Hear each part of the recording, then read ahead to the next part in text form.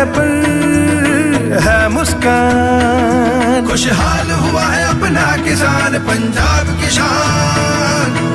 पंजाब सरकार किसानों की बेहतरी के लिए प्रतिबद्ध है। खाद, बीज और बिजली की आपूर्ति से लेकर फसलों का उचित मूल्य सुनिश्चित करने तक हर जरूरी कदम उठाए जा रहे हैं ताकि किसानों को अधिक लाभ मिले।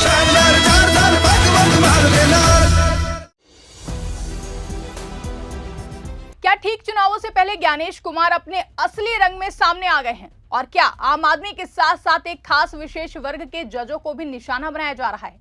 दरअसल दोस्तों, पश्चिम बंगाल चुनाव सर पर है और ज्ञानेश कुमार तो अब निष्पक्ष होने का नाटक भी नहीं कर रहे हैं, क्योंकि इस वक्त मतदाता सूची से नाम हटाने के लिए जो हो रहा है आप कल्पना भी नहीं कर सकते हैं। सोचिए, हाईकोर्ट में जिन जजों की नियुक्ति से पहले उनकी पूरी जांच होती है और कॉलेजियम और राष्ट्रपति द्वारा नियुक्त किए जाते हैं, उनको चुनाव आयोग के आम कर्मचारी रिजेक्ट कर रहे हैं। यही नहीं, एक बूथ से 340 मुस्लिम वोटरों के नाम एक साथ डिलीट कर दिए गए हैं और इनमें उस बूथ का बूथ लेवल ऑफिसर का नाम भी शामिल है, जिसके ऊपर लोगों को मतदाता लिस्ट से जोड़ने की जिम्मेदारी सौंपी गई थी। तो कैसे मोदी शाह के इस एक इशारे पर ज्ञानेश कुमार बीजेपी की बी टीम बनकर काम कर रहे हैं और कैसे ममता बनर्जी को हराने के लिए चुनाव आयोग ने जाल बिछाया है, सब कुछ आपको विस्तार से बताएंगे अपनी स्पेशल रिपोर्ट में। नमस्कार, मैं आकांक्षा और आप देख रहे हैं 4 PM न्यूज नेटवर्क। आज सत्ता की आंखों में आंखें डालकर पत्रकारिता करना मुश्किल हो गया है। हमारे 4 PM नेशनल यूट्यूब और फेसबुक चैनल को, जिसे आपका प्यार और विश्वास हमेशा से मिलता रहा है, उसे बंद करके सरकार ने साबित कर दिया है कि वो आपके सवालों से कितना डरती है। मुश्किल दौर है, लेकिन हम ना रुके थे और ना ही रुकेंगे। हम सच के लिए हमेशा लड़ते रहेंगे। ऐसे में 4 PM यूपी को ज्यादा से ज्यादा ज्वाइन करें और स्वतंत्र पत्रकारिता को जिंदा रखने के लिए जितना हो सके उतना हमारा आर्थिक सहयोग करें। आपके सहयोग से ये जंग हम जीत कर रहेंगे। दोस्तों, पश्चिम बंगाल चुनाव में जैसे जैसे वोटिंग की तारीख नजदीक पहुंच रही है, ज्ञानेश कुमार बीजेपी को जिताने के लिए एड़ी चोटी का जोर लगा रहे हैं।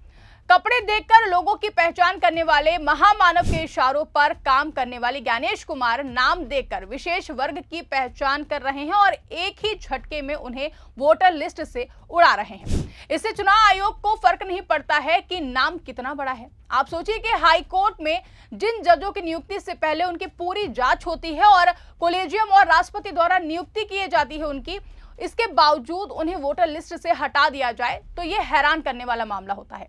पश्चिम बंगाल में कुछ ऐसा ही हुआ है। कलकत्ता हाईकोर्ट के पूर्व जज शहीदुल्लाह मुंशी का नाम भी वोटर लिस्ट से हटा दिया गया है। सोचिए, जज बनने से पहले भी उनकी जांच हुई होगी, फिर जाकर कहीं वो जज बने होंगे, लेकिन फिर भी उनका नाम वोटर लिस्ट से ऐसे उड़ा दिया गया जैसे वो इस देश का नागरिक ही ना हो।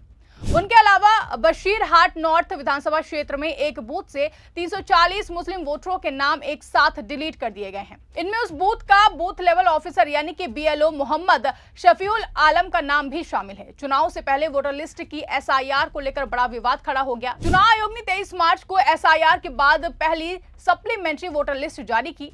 इसमें उन वोटरों के नाम शामिल हैं जिनके मामलों का फैसला न्यायिक अधिकारियों ने किया। ऐसे मामलों को एडजुडिकेशन यानी कि जांच के अधीन रखा गया था और इसकी जांच न्यायिक अधिकारी कर रहे थे। पूर्व जस्टिस शहीदुल्लाह मुंशी ने बताया कि उनका नाम वोटर लिस्ट से हटा दिया गया है। उनकी पत्नी सहाना और उनके बड़े बेटे इफ्तिखार का मामला अभी भी अंडर एडजुडिकेशन है, जबकि छोटे बेटे इब्तिहाज ने नया वोटर बनने के लिए आवेदन किया है। जस्टिस मुंशी ने कहा कि जज बनने से पहले भी उनकी जांच हुई थी और कॉलेजियम और राष्ट्रपति द्वारा नियुक्ति हुई थी, फिर भी नाम हटाना हैरान करने वाला है। उन्होंने कहा कि 60 लाख मामलों का फैसला कम समय में करना पड़ा, इसलिए प्रक्रिया मैकेनिकल बनकर रह गई है, कोई ध्यान से नहीं देख रहा है। पूर्व जज ने कहा कि अब तक सिर्फ मेरा नाम हटाया गया है, ये बहुत शर्मनाक और दर्दनाक है, बहुत परेशानी हुई है। उन्होंने मेरे सारे दस्तावेज ले लिए हैं और कहा है कि अपलोड कर देंगे, लेकिन कोई रसीद तक नहीं दी है। पूर्व जज ने आश्चर्य जताया और कहा कि पासपोर्ट समेत सभी जरूरी दस्तावेज जमा करने के बावजूद नाम कैसे हटा दिया गया। उन्होंने कहा कि हमें अंधेरे में रखा गया, अगर बताया होता कि और दस्तावेज चाहिए तो हम दे देते।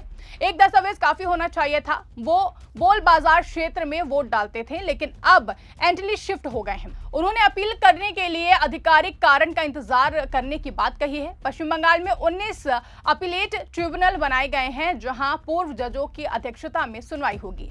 अब सोचिए कि एक जज के साथ जब ये सब हो रहा है तो आम आदमी के साथ क्या क्या हो रहा होगा। इसका अंदाजा लगाना है तो आप बशीरहाट नॉर्थ विधानसभा क्षेत्र के बड़ो गोबरा गांव का मामला देखिए, जहां बूथ नंबर 5 से 340 मुस्लिम वोटरों के नाम एक साथ हटा दिए गए हैं। ना कोई नोटिस, ना ही कोई सुनवाई हुई है, बस एक क्लिक पर 340 लोगों के नाम गायब कर दिए गए हैं। आपको बता दें कि ये सभी वोटर पहले अंडर एडजुडिकेशन में थे, सप्लीमेंट्री लिस्ट में इनके नाम डिलीट कर दिए गए। सबसे हैरानी की बात यह है कि इस बूथ का बीएलओ मोहम्मद शफीउल आलम का नाम भी डिलीट हो गया है। सोचिए कि जिसके कंधों पर जिम्मेदारी होती है कि कोई व्यक्ति वोटर लिस्ट में शामिल होने से छूट ना जाए।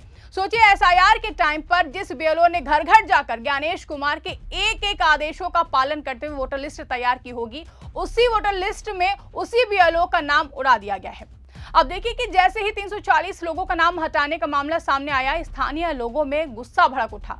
100 से ज्यादा लोग बीएलओ के घर और सड़कों पर प्रदर्शन करने लगे। उन्होंने आरोप लगाया कि मुस्लिम समुदाय को निशाना बनाकर नाम हटाए गए हैं।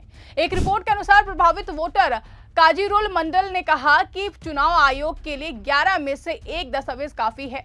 फिर भी कई लोगों ने 3 से 4 दस्तावेज दिए हैं, लेकिन नाम फिर भी हटा दिए गए हैं। बीएलओ आलम ने बताया कि उन्होंने खुद इन वोटरों को फॉर्म भरने में मदद की और दस्तावेज अपलोड किए हैं, फिर भी नाम हटा दिए गए हैं। अब देखिए कि बूथ में कुल 992 वोटर थे। 38 नाम मौत या फिर शिफ्टिंग की वजह से सामान्य रूप से हटाए गए।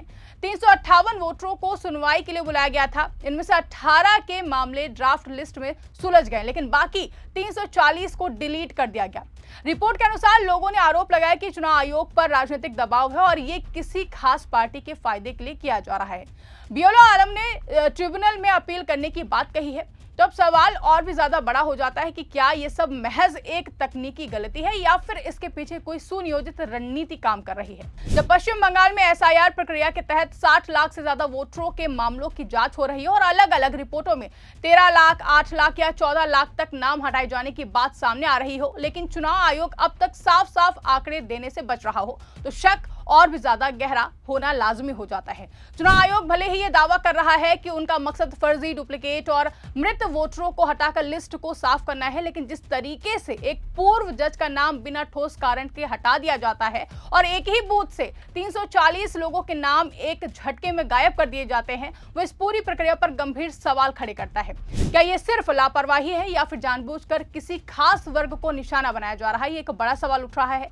सबसे बड़ी चिंता की बात यह है कि अगर एक हाईकोर्ट के पूर्व जज तक इस सिस्टम की खामियों से नहीं बच पा रहे हैं, तो आम आदमी की क्या स्थिति होगी? जिन लोगों ने अपने सारे दस्तावेज जमा किए, नियमों का पालन किया, फिर भी उनका नाम सूची से हटा दिया गया। ये किसी भी लोकतंत्र के लिए बेहद ही खतरनाक संकेत है। अब नजरें अपीलेट ट्रिब्यूनल पर टिकी हुई हैं, जहां पूर्व जज मुंशी और बशीरहाट के सैकड़ों प्रभावित वोटर अपनी लड़ाई लड़ेंगे। लेकिन असली सवाल यही है कि क्या उन्हें समय रहते न्याय मिल पाएगा या फिर चुनाव खत्म होने के बाद ये न्याय सिर्फ एक औपचारिकता बनकर ही रह जाएगा? इस पूरे मामले को लेकर आपकी क्या राय है? कमेंट करके हमें जरूर बताइएगा। फिलहाल के लिए इस खबर में बस इतना ही। अगर वीडियो पसंद आई हो तो वीडियो को ज्यादा से ज्यादा लाइक और शेयर करना ना भूलें। चैनल पर नए हैं तो चैनल को सब्सक्राइब जरूर कर लें और देखते रहिए 4PM न्यूज नेटवर्क।